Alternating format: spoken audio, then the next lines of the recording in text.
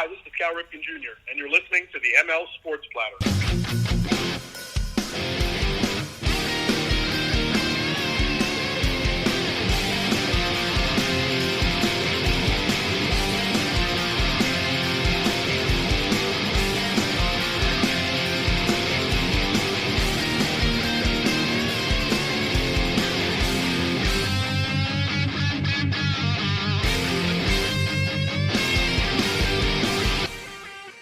And the ML Sports Platter back with you all over the major platforms like Spotify, Google, Apple, Stitcher, Deezer, you name it. Download, subscribe, leave feedback, and a 5-star review. We are brought to you by our good friends at Ken's Auto Detailing, Bryant and Stratton College, and Prestwick Golf. If you're in and around the Central New York area, make sure you get your golf clubs re-gripped with my buddy Ed and his team. Unbelievable place to go. They also, by the way, have used clubs and new clubs from the best brands in golf, like Titleist, Ping, TaylorMade, Callaway, you name it. He can get them if he doesn't have them. And, of course, every single year, as I've mentioned a million times here on the program, I get my clubs re-gripped every year from Ed. I have for about 10, 15 years, and he does an A-plus job. Prestwick Golf, a proud ML Sports Platter sponsor, and a tip of the cap thank you as well, the Welch & Company Jewelers and the Swan and Whitaker families for their support of the platform as well. I can't wait to talk to my next guest. His name is Rocco Constantino. He is the author of a brand new book called Beyond Baseball's Color Barrier, the story of African Americans in Major League Baseball, past, present, and future. And you probably know Rocco's name from, at least on Twitter and on this show before, circulating, because he is a part of that awesome platform called BallNine, and you can go get Rocco's work as well there at BallNine.com. RoccoConstantino.com as well for more information, and at official MLBRFC on Twitter. Rocco, welcome aboard. Congratulations on another work, bud. How are you? Thanks, Mike. Really happy to be talking to you again. Book is doing good, and thanks for having me on your show. Looking forward to it. No doubt. Behind Jackie Robinson, who do you think is the most impactful black baseball player in history? That's a great one. I'm going to go with Larry Doby on that one. Integrated the American League just a few months after Jackie Robinson. And you have to kind of remember in the context in today's game, the leagues are all mixed together. There's interleague play and all that kind of stuff. Back 1947, the National and American League were almost separate entities that just, came together and played a World Series. So Larry Doby, he was much younger than Jackie Robinson. Didn't have the benefit of playing in the minor leagues and going through all that Jackie did. And he brought African-American baseball to the American League, and the Indians were better off for it. They did a good job integrating, and Doby is as important, as classy as Jackie is. So, you think about the course of time, like, the what-ifs, and what if it wasn't Jackie Robinson, right? Like, what if it was Monty Irvin, for example, who, as you well know, it was very close to him being the first black player in the major leagues. He had come from the war. He had that ear injury and just wasn't handpicked, and it just didn't work out. And Irvin admitted during his life, late in his life, that it probably worked out for the best that he wasn't the guy because he wasn't healthy enough to kind of make that breakthrough, and obviously the physical part, and then the huge mental part and the hurdles you have to, these guys had to face. Do you think about that, number one? And number two, how do you think the course of history changes, with black baseball if it's not Jackie Robinson first? That's a good point, and a great point about Monty Irvin too. He had some difficulty with his health, and he was in military and things like that. But if it wasn't Jackie Robinson, I mean, who knows how long it would have lasted. Integration would have been probably pushed back. It took a lot of things to fall into place. The passing of Kennesaw Mountain Landis, Branch Rickey moving from St. Louis to Brooklyn. Brooklyn was a lot more open towards progressive views at the time, and St. Louis was, considered the southernmost city in major leagues, and they went through those, that southern segregation. So It would be tough. I mean, who knows if it would have happened in 1947. I know Bill Veeck was making a big push to integrate at the time as well, and it was almost kind of in a race with the Dodgers to do that. So I'd like to think that that Larry Doby might have been the first, or somebody else very soon afterwards in that 1947 season if it wasn't Jackie Robinson. So the foreword of this book is by Luis Tiant, and I know that you guys have had a lot of interaction with him through BallNine. What does Luis Tiant, in your opinion, what does he mean to the game as far as his impact? And then kind of carry on with that a little bit, Rock, with Luis and BallNine and your relationship and just the impact that he has to all of you guys personally. You and Kevin Kernan and Chris and everybody. I know Luis just been such a huge resource. Oh, Louis and his son Danny have been awesome with BallNine, and I couldn't be more honored to have him write the foreword to the book. That's probably one of the best, most frequent compliments I've been getting with my book is, man, how'd you get Luis Tiant to write the foreword? And in the foreword, he tells a great story about how, Louis' father pitched in the Negro Leagues. And, Louis from Cuba, and I touch on this in the book as well, and when the color line was drawn, it was started out kind of as creating a whites-only Major League Baseball, and then it was different little people started making progress, and among them was the Cubans, and it was basically if your skin was light enough, if your hair was straight enough, and you were Cuban, it was okay to play. If you had a darker complexion, not so much. So Louis' father, in the foreword was. Louis talked about not being able to. Louis Sr. talked about not being able to be in the majors and had to be barnstorming, and he didn't want that for his son. So he encouraged Louis to pursue something else, lawyer, doctor. Luckily for the baseball world, times change, and Luis Tiant ended up having the legendary career that he did. Such a beloved person, especially in Boston, for what he did in the postseason. And then, and for us at BallNine, I mean, he's been fantastic. He was one of the first people. We interviewed Chris Vitale, did a nice video interview with him. It got, a ton of views, ton of recognition when BallNine was just starting out. So, giving us that recognition, like nobody knew who BallNine was, but hey, there's the editor-in-chief interviewing Luis Tiant on a video. So, it gave us recognition. He's an awesome guy. He cares tremendously about the game and the tradition of the sport. Never afraid to speak his mind, and just one of those characters that even if you weren't a fan of the teams he played on, you loved him because you grew up, impersonating his wind-up during wiffle ball and doing all those kind of things. So, yeah, it's been phenomenal to have a relationship working with Louis and Danny Tiant.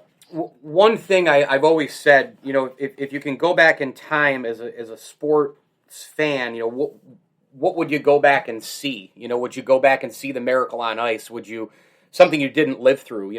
Would you go and see Babe Ruth? Would you go see Johnny Unitas throw football? And I've often said I probably would go into the 1950s time machine in New York City just so I could be around, Willie Mickey and the Duke and the Dodgers, Giants, and Yanks and Ebbets Field, Polo Grounds, and Yankee Stadium. But I got to tell you, not far behind that is the Negro Leagues. And, to see the Homestead Grays and to see the Kansas City Monarchs and the Stars and Josh Gibson and company, what team would you trap yourself in a time machine to go watch play from the Negro Leagues? I'd really love to see the New York Black Yankees playing at Hinchcliffe Stadium in Patterson because part of the reason, I actually played at that stadium in high school baseball. It was the home field for the New York Black Yankees, in the Negro Leagues. And, years later, Patterson School District took over that field and Patterson Kennedy played their sports there. So that was one of my introductions to the Negro Leagues. I was in high school. We were playing against Patterson Kennedy at that stadium, and my dad, said, "Hey, did you know the Negro Leagues used to play there? That's a famous place, blah, blah, blah." And that was kind of my introduction. So, on that team, Satchel Paige had pitched for them at times. Emil Suttles played for them. Seeing some of those guys play at a stadium, that I know about would be unbelievable to see. So I'm pretty deep in here to the book, and I had to kind of just glance twice, and my eyes bugged out a little bit. I see there's a Syracuse Chiefs mention in here, which is about 15. I'm about 15 miles north of where the Syracuse Chiefs used to play. Now, obviously, I know they've been renamed, but there's some unbelievable history there with Syracuse and Jackie Robinson, and a pitch that he got hit on the hand but wasn't rewarded first base, right? Can you get into that story, Rocco? Yeah, it was, there was a lot of controversy about how Jackie Robinson was going to be treated in the minor leagues. And he had a rough time in spring training. Spring training was down in Florida. It was the South. And, it's segregation. He talks about having to drive down and drive through from California through the deep South and the things he and his wife faced. Anyway, they were looking forward to go up north and play with Montreal in AAA. So, playing against Syracuse, they had that incident. Fans were on him in the opposing ballparks. It's one of those things you deal with. That he just happened to face in these games, and another situation where Jackie was the right guy because he handles that kind of stuff with class. What do you hope people say about the book when they get done with it? That it's a great appreciation. I mean, that's kind of what I wanted to create with this. It was, it's a timeline that starts from in 1879, goes all the way through today, and looks forward to the future. But it's really an homage to the great African-American players from, like I said, the 1800s with Moses Fleetwood Walker. I mean, he was a very, very good player in the different leagues before he had a shot at the major leagues. People should know who he is. And then, all the great African-Americans who integrated the teams. And then the great careers, too. The Hall of Famers, of course, like Hank Aaron and Willie Mays and Bob Gibson, Joe Morgan, Ken Griffey Jr., but then also all the other great players, too, who may have only had a great stretch or a great season, guys like Vida Blue and Doc Gooden, Darryl Strawberry, not Hall of Fame guys, but you can never deny the impact on the game that they had. So I just hope that people have an appreciation for everything the African-American baseball players have done in the major leagues. A few more for Rocco Constantino. The book is out. It's called Beyond Baseball's Color Barrier, the story of African-Americans in Major League Baseball, past, present, and future. The forward is by Luis Tiant, and of course it's all over major bookstores and Amazon.com, online platforms where books are sold, and Rocco Constantino for more. And you can catch Rocco's great contributing baseball work in the BallNine section there at BallNine.com. The sport right now is lacking, and has lacked for a long time, black players. Is there any hope in the near future for that to improve? What's the reason behind it? Why are we in this spot? I definitely think there's hope, and I think that's something that we really couldn't say, 5 to 7 years ago. African-American participation was at its peak in the 70s and 80s. It was around 18% of the league was African-American players. But at that same time, the NBA was starting to become more popular. You had, Bird versus Magic and Jordan and all these guys. And kids of like our generation started changing a little bit. They wanted to be like Mike. They wanted to be like Magic, and then Shaq and Kobe. So that cool aspect where kids in the 50s and 60s all wanted to grow up to be Willie Mays, that started to shift, I think, to different sports. And at the same time, there are other factors too. Hispanic participation in baseball almost tripled over that time. So mathematically, there's going to be less people. Different roster constructions with more pitchers on the team on rosters these days. That's less spots being taken up. African Americans are a very low percentage of pitchers, so that just has that effect. Then you also have the cost of baseball too, on the youth levels. In the inner cities, it's so much easier for kids to go out and play basketball and get better or even football with friends than to pay for travel baseball all year round. But things are starting to change. There was about a 15-year period where the participation dropped consistently, 1 or 1.5% a year. That stopped about 5 or 6 years ago, and the trends have actually reversed. So the league is up to about 8% African American, and that's from a low point of like 6.5%. So things are changing. They've leveled off. There hasn't been a drop. I think more attention's being paid to that. And there have been a number of great African American draft picks in the top 10 in the past 3 or 4 years. So I think the tide can turn. Think we need like a Tiger Woods situation would be great. Some big time hero to come in and be the face of baseball, make kids want to be that guy again. With regards to the game today, we are both. You guys have done such a great job at BallNine with it. I'm right in that camp too. I've been in that camp with the analytics, just the suffocating of it, and the way Rob Manfred has run the sport, and the gimmicks and the garbage and the 7-inning doubleheaders and the guy on second, and all this BS launch angle. How do you think the speed guys, because clearly the power guys, right? Like the Josh Gibsons could play in any era. I mean, my gosh, if he was allowed to play, right out of the chute in the big leagues, he would have dominated. He would have been a great player. But the speed guys specifically today, I don't know if they'd be able to act like a Tim Raines or a Lou Brock or a Ricky Henderson, right? And like, I don't know, Cool Papa Bell, the old funny saying, I think, right, was that he could get out of bed and turn off the light, and he'd get back into bed before the light turned off. How do you think some of these Negro League players, the speed guys, right, the hitting for average guys, the guys who played the game in the gaps and between the holes and beat people with their legs and smarts, how do you think they'd be able to handle this game today? You're 100% right on that, and it's dead on accurate. That player has been removed from the game. Whereas when we were growing up watching baseball, that player they were everywhere. Vince Coleman, Vince Coleman, everybody had a guy like that, and it was a weapon. Now, like we've been saying, that guy's phased out. There's no room on rosters because you're only carrying a handful of bench guys because you have all these relief pitchers you have to use. So, take the speed out. You look at the, 70s, 60s, 70s, and 80s. Oh.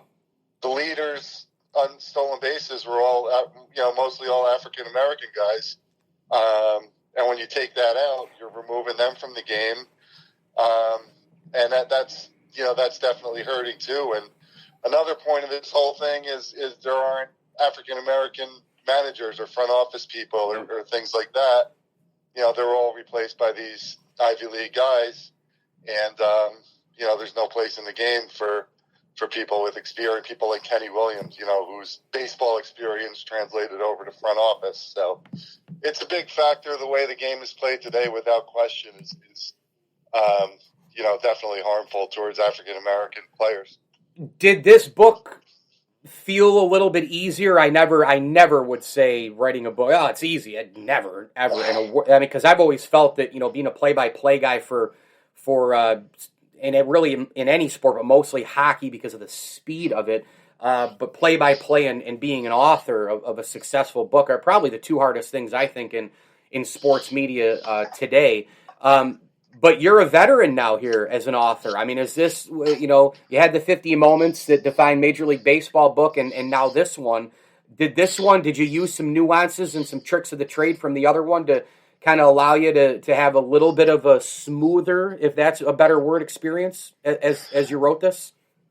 Yeah, definitely, without question. My first book that you mentioned, 50 Moments that define Major League Baseball, I kind of wrote that without any guidance or without any thought. I just had the idea to write it.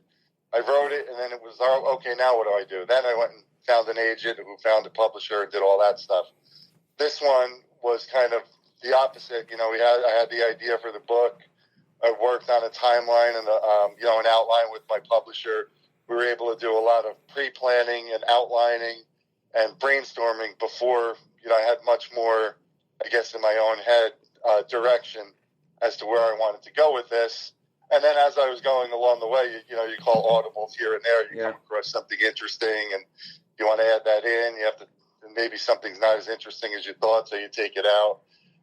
Definitely two different styles of writing, and I think, it's a good way to put it. It was easier to write this book because I had the general direction in my head, whereas the first one was kind of like, what am I doing here? I think I'm doing it right, but you're not quite sure. As you're compiling testimonials and research and all that, at what point do you decide, or does someone decide, your publisher, Roman and Littlefield, the cover of the book, front and back, and the look and the pictures you use and all that, who decides? When do you decide? How does it all come together? Dude, that's another great question too. Our publisher, it's all different. Depends on your writing situation and your publishing situation. But in mine, I gather what was on me to write pictures for my book. So I had to seek out photographers, historical photographers, and things like that. And I send them all into my publisher, and they have an art department. So they go through the photos, and they pick out and design the cover. Testimonials, same thing. I reach out on my own to people, to a lot of former players, and ask them if they could endorse the book. We'll send you a copy, all that kind of stuff. Cool. So a lot of the stuff falls on the author. Unless you're one of the big time writers and stuff like that, then maybe they get a little stuff for you, but I'm not quite there yet. But it's interesting to see it all come together. That's for sure. Boy, currently, just hit on the game today, and been trying to kind of beat this door down. It's just, do you feel like it's getting worse? I guess that's the question. I feel like it's getting worse night to night. I do. It's sad to say, and we complain about baseball, and you talked about BallNine on our site, and a lot of articles kind of do that. It's and I interview a lot of former players who aren't watching the game anymore, but it's always the same refrain from us, from them. We love the sport, and I'm sure it goes for you too. You grow up watching it. Sure. It's a family thing, a generational thing. So as much as you complain about it, still turning it on every night, and even if it's making you mad.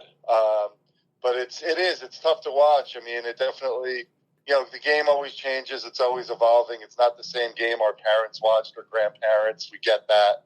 But, it's just the rapid rate of change, the things that Manfred is trying to force onto the game instead of it naturally evolving. I think that's a big factor. But you know what? Yeah, it's just messy to watch. It is. And to add to what you just said, though, you hear that a lot. Like, it's not, my father, my grandfather.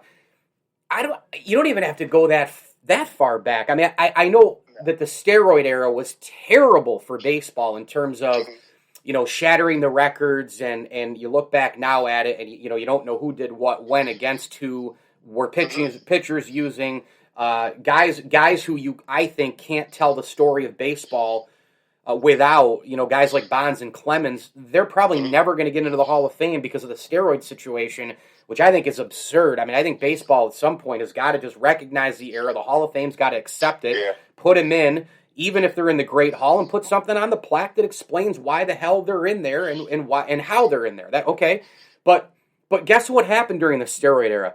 Phenomenal baseball. Really, even as all that was going on, we had the summer of '98 with McGwire and Sosa, but it was more than just that. We had the Yankee, and even Yankee haters, you had to appreciate looking back now, because we don't have dynasties now. We haven't had a repeat champion since 2000. We had the Yankee dynasty. We had hit and runs. We had better coaching. We had great scouting departments. We had awesome rivalries. We had hitting for average with hitting for power. We had packed ballparks for different reasons inside the game, Rocco. You don't even have to go back that far for that. I don't. Maybe not even the Yankee dynasty. Maybe you just go back to 2005 to 10 and 12 and 13. It was only 8-10 years ago when we had that, right? Right. Yeah, without question. And that's kind of goes to what my complaint on Manfred is the game has always evolved, right? It takes time. And actually, I had a conversation. I believe it was Bob Kendrick, the president of the Negro League. Yeah, he's big on that. During one of I interviewed him for my book, and I think it was him, and we talked about that it typically takes 20 years for the base, the effects of some major event in baseball kind of linger for about 20 years. So, and that conversation came up with around the Urban Youth Development Program and the RBI program, reviving baseball in the inner cities, which were popular around the turn of the 2000s, and we're now seeing the fruits of that, 20 years down the line. So 20 years ago from right about now was the peak of that steroid era. So you're seeing all the stuff.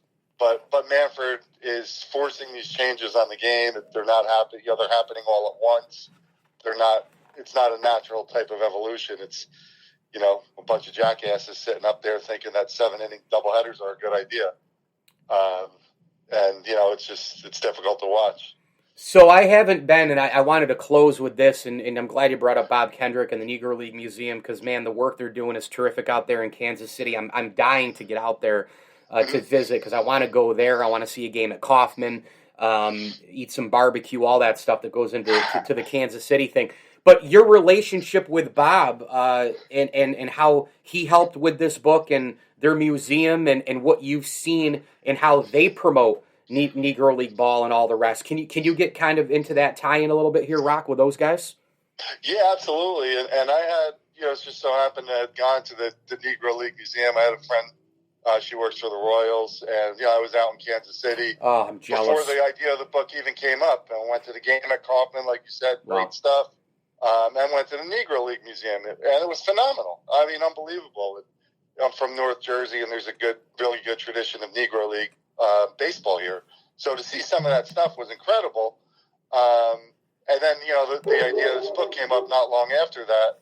So I reached right out to him and said, hey, I'm working on this project, and explained. He was so open. I flew out with him.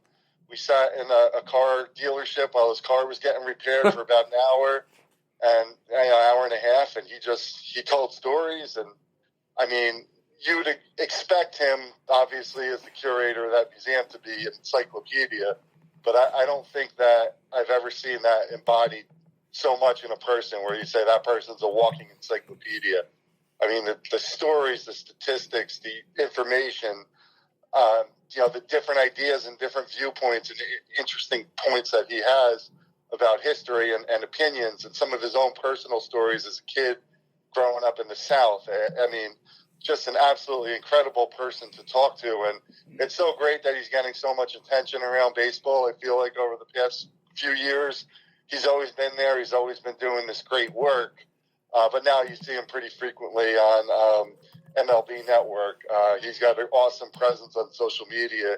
He interacts with all his fans who ask him questions on all his platforms. I mean, he's an absolutely incredible person, and it's such a great thing that he's getting so much attention, because he's a treasure trove of information and stories. It is amazing, isn't it, when you talk to him, and every little thing that you bring up, he's got something to tell you about it, and then he can connect another dot and another dot and another dot. And it's almost like when I interview Bob, I ask the first question, and he answers probably the next 3 out of 4 or 5 that I'm about to ask.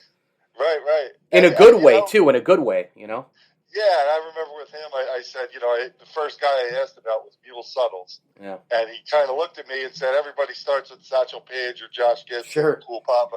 I said, well, Mule Suttles is buried in my hometown in New Jersey. And, his eyes lit up and all this stuff. And, and we got to talking.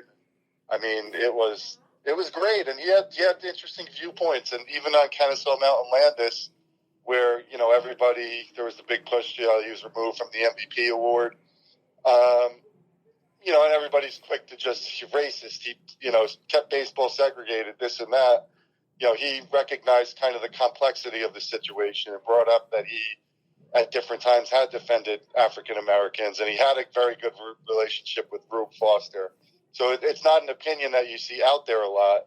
And, I actually took his information, did further research, and I turned it all into a chapter in the book that I wasn't even planning on doing. So, I mean, just an awesome guy and very impactful, and lucky to have him involved in the book for sure. Love it. Rocco Constantino at official MLB RFC on Twitter. Go give him a follow. Go check him out at roccoconstantino.com and BallNine.com for his contributing work covering the game of baseball. His next book, after the one that I just mentioned, 50 Moments That Define Major League Baseball, it's out right now. Go get it online where books are sold.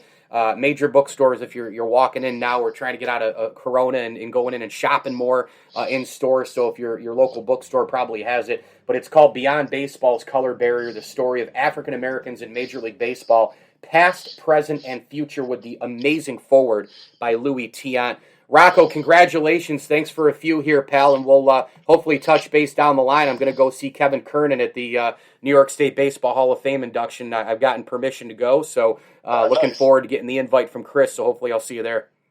Yeah, I'm hoping to do it. Planning on being there and seeing how work goes. And thanks a lot for having me on the show, Mike. Really appreciate it.